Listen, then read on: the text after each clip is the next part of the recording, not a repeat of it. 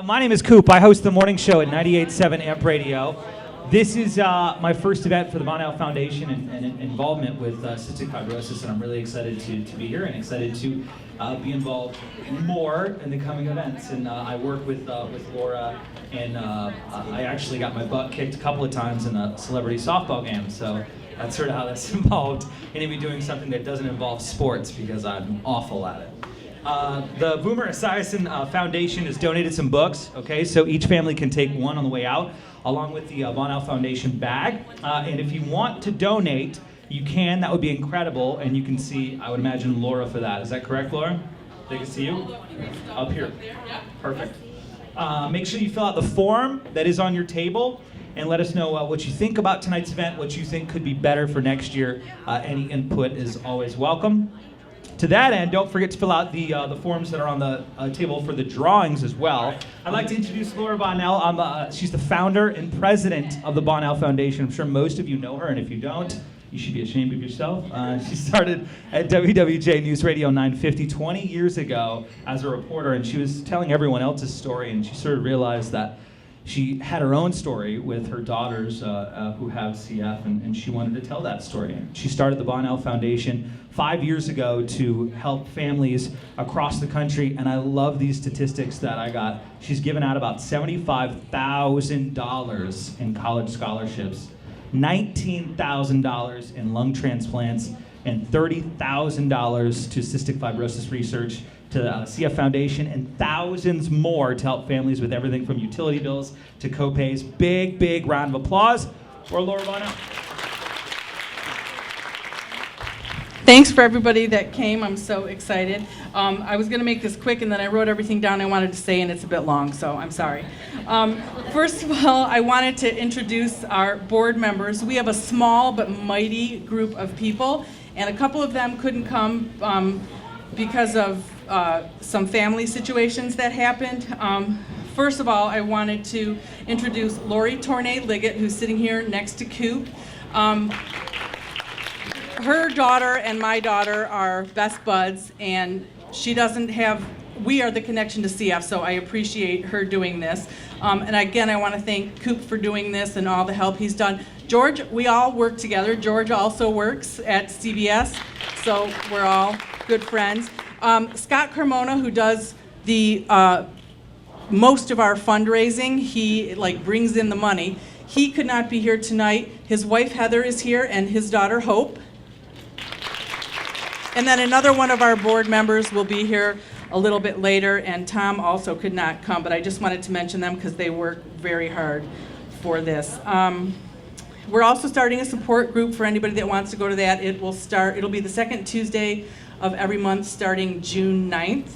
And I also wanted to point out Margaret Wild, who spoke last year. She lost her husband to cystic fibrosis 3 years ago, and these are her daughters, Holly and Catherine, and they're collecting all of your forms, so don't forget to give it to them. But they're amazing, and I just wanted to remind everyone what they've been through and that they are here, and we love them.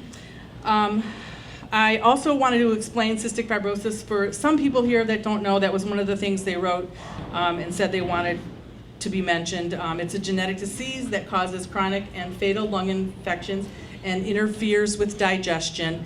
And right now there's no cure, but there are all sorts of medications that I think Shelley Francis from the CF organization will be talking about. And the other thing is, I always thought, oh, we're not going to see a cure in my girls' lives, but I don't know if we will, but the medications are keeping them alive. Molly's 20, Emily, who's here, Emily, raise your hand, she's 17. I'm going to go be speaking in Washington, D.C. next week to ask the FDA to approve the ivacaftor, lumacaftor drug that Vertex made. It's a pill that they can take, and it will help their pulmonary function, increase it. So that will be fabulous, fabulous news. And it will basically, what it does is corrects the defective gene. The way that the Vertex scientist or doctor explained it to me is they have a door and a window closed, and this pill would open both. So it would help correct their CF. And I wanted to thank Vertex, and Cindy is the local rep here from Vertex for sponsoring this night. Thank you very much. They also sponsored us last year, so we're very grateful.